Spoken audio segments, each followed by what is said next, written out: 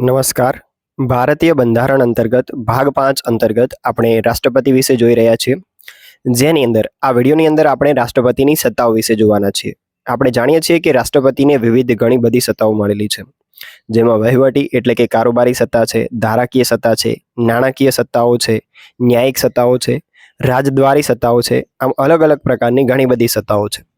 પરંતુ આ વિડીયોની અંદર આપણે માત્ર ને માત્ર વહીવટી સત્તા વિશે જોઈશું, જેને કારોબારી સત્તા પણ કહે છે. તો શું છે વહીવટી સત્તા? તો આપણે જાણીએ છીએ કે આપણે ત્યાં આપણા દેશનો તમામે તમામ જે વહીવટ છે તે રાષ્ટ્રપતિના નામે થતો હોય છે. પરંતુ પરંતુ પરંતુ ભારત કેવી શાસન પ્રણાલી ધરાવે છે? સંસદીય શાસન પ્રણાલી ધરાવે છે, જેની અંદર રાષ્ટ્રપતિ જે છે તે નામ માત્રના વડા છે અને અસલી જે પાવર છે તે છે વડાપ્રધાન અને તેમની મંત્રી પરિષદ પાસે હોય છે. તો બે પ્રકારની શાસન પ્રણાલીઓ છે. સંસદીય શાસન પ્રણાલી, જેમાં એકચ્યુઅલમાં વડાપ્રધાન અને મંત્રી પરિષદ પાવરફુલ હોય છે, અને બીજી છે પ્રમુખશાહી શાસન પ્રણાલી, જેની અંદર જે કે અમેરિકાની અંદર જોવા મળે છે, જ્યાં રાષ્ટ્રપતિ વાસ્તવમાં પાવરફુલ હોય છે. તો એક વસ્તુ સમજવાની જરૂર છે કે જો વડાપ્રધાન અને મંત્રી પરિષદને જ બધો પાવર આપવાનો છે, તો પછી રાષ્ટ્રપતિનું પદ શા માટે રાખવામાં આવ્યું છે? બીજું, ભારતે પણ અમેરિકાની જેમ પ્રમુખશાહી શાસન પ્રણાલી શા માટે નથી અપનાવી? તો એક અલગ વિડીયોની અંદર આપણે જોઈશું કે ભારતે સંસદીય પ્રણાલી શા માટે અપનાવી છે અને પ્રમુખશાહી પ્રણાલી શા માટે નથી અપનાવી. જો રાષ્ટ્રપતિના પદની વાત કરવામાં આવે તો આપણે ત્યાં બંધારણની અંદર બધી જ વસ્તુ ચેક એન્ડ બેલેન્સની સ્થિતિમાં છે, બરાબર છે. કારોબારી પણ છે, ધારાકીય અંગ પણ છે અને ન્યાયપાલિકા પણ છે, અને બધાની વચ્ચે એક ચેક એન્ડ બેલેન્સ જળવાય એ રીતની સ્થિતિ બનાવવામાં આવી છે. રાષ્ટ્રપતિના પદને પણ અમુક સત્તાઓ આપવામાં આવી છે, જે વિશે આપણે આગળ જોઈશું. પરંતુ વાસ્તવમાં જે બધી જ સત્તાઓ છે તે વડાપ્રધાન અને મંત્રી પરિષદ પાસે હોય છે. જે અંતર્ગત અનુચ્છેદ 74 આપણને શું કહે છે કે જે રાષ્ટ્રપતિ છે તેમની સહાય અને સલાહ માટે એક વડાપ્રધાન અને મંત્રી પરિષદ રહેશે. તો આગળ તમે રાષ્ટ્રપતિ વિશે જેટલી પણ સત્તાઓ, તેમની જેટલા પણ પાવર્સ જોવાના છો, તે બધા જ પાવર વાસ્તવમાં અનુચ્છેદ 74 અનુસાર કોના છે? વડાપ્રધાન અને મંત્રી પરિષદના છે. કોઈ જગ્યાએ એવું પણ લખેલું છે કે રાષ્ટ્રપતિની ઈચ્છા, તો વાસ્તવમાં એ જે ઈચ્છા છે તે વડાપ્રધાન અને મંત્રી પરિષદની ઈચ્છા છે અનુચ્છેદ 74 મુજબ. પરંતુ એક વસ્તુ છે કે બુકની અંદર જો એવું લખેલું છે કે અહીંયા રાષ્ટ્રપતિ પોતાની સ્વવિવેક બુદ્ધિથી નિર્ણય લે છે, તો તે સત્તા રાષ્ટ્રપતિની પોતાની છે, જેની અંદર વડાપ્રધાન અને તેમની મંત્રી પરિષદની સલાહની કોઈ જ આવશ્યકતા નથી હોતી. અને ત્યાં શબ્દ વપરાયો હશે સ્વવિવેક બુદ્ધિ. તે સિવાય જેટલી પણ સત્તાઓ લખેલી હોય ત્યાં પાછળ લખેલું હોય કે ના હોય, તમારે શું સમજવાનું છે કે એ જે સત્તા છે રાષ્ટ્રપતિની, તે વાસ્તવમાં વડાપ્રધાન અને તેની મંત્રી પરિષદની સત્તા છે, બરાબર. તો મુખ્ય મુદ્દા પર આવીએ, રાષ્ટ્રપતિની વહીવટી સત્તાઓ. તો વહીવટી સત્તાઓ અંતર્ગત રાષ્ટ્રપતિ ભારતની અંદર કેટલાક જે મહત્વના પદો છે તે પદો પર નિમણૂક કરવાની સત્તાઓ ધરાવે છે, બરાબર છે, જેની અંદર વડાપ્રધાનનો સમાવેશ થાય છે. તો વડાપ્રધાનની નિમણૂક રાષ્ટ્રપતિ કરે છે, પરંતુ કઈ રીતના કરે છે? લોકસભાની અંદર જે પક્ષને સ્પષ્ટ બહુમતી, એબ્સોલ્યુટ મેજોરિટી મળે છે. સ્પષ્ટ બહુમતી કોને કહેવાય? કુલ સીટો છે એની 50% કરતાં વધુ સીટો મળવી જોઈએ. જેમ કે માની લો કે લોકસભામાં 100 સીટો છે, બરાબર, તો 51 સીટો જે પક્ષને મળશે એ પક્ષને સ્પષ્ટ બહુમતી મળી કહેવાય. તો લોકસભામાં જે પક્ષને સ્પષ્ટ બહુમતી મળે એ પક્ષના નેતાને વડાપ્રધાન બનાવવા માટે રાષ્ટ્રપતિ બંધાયેલા છે, બરાબર છે. આ પ્રકારની જોગવાઈ છે.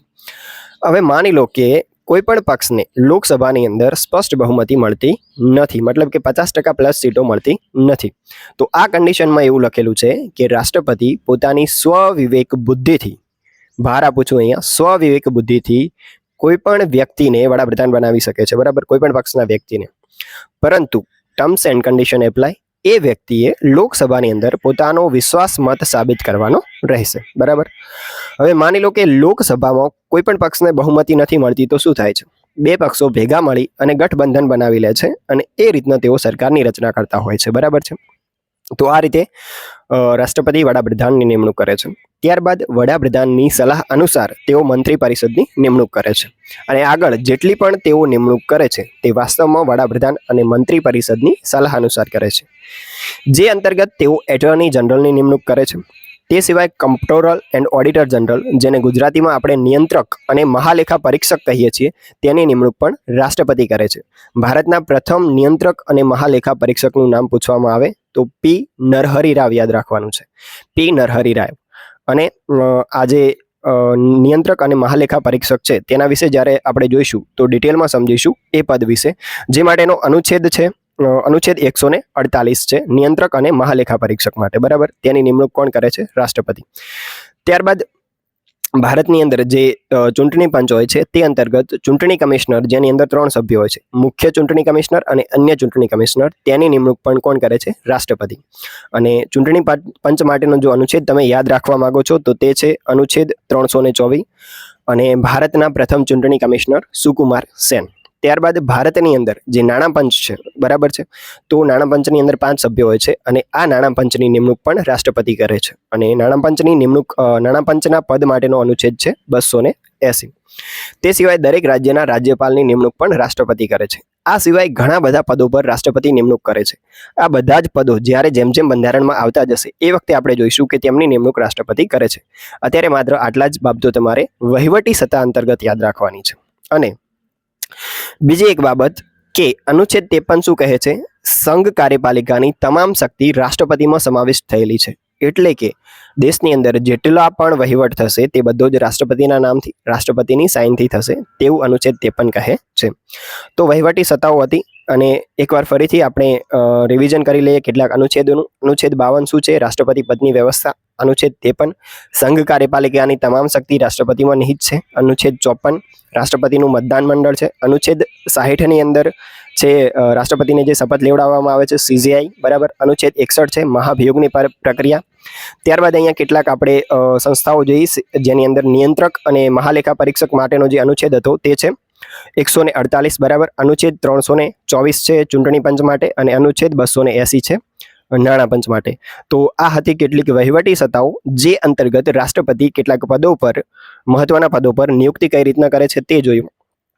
હવે પછીનો જે વિડીયો છે તે અંતર્ગત આપણે રાષ્ટ્રપતિની ધારાકીય સત્તાઓને સમજવાનો પ્રયાસ કરીશું. અને આ જ પ્રકારના વિડીયો જોવા માટે તમે ચેનલને સબસ્ક્રાઇબ કરો. ધન્યવાદ.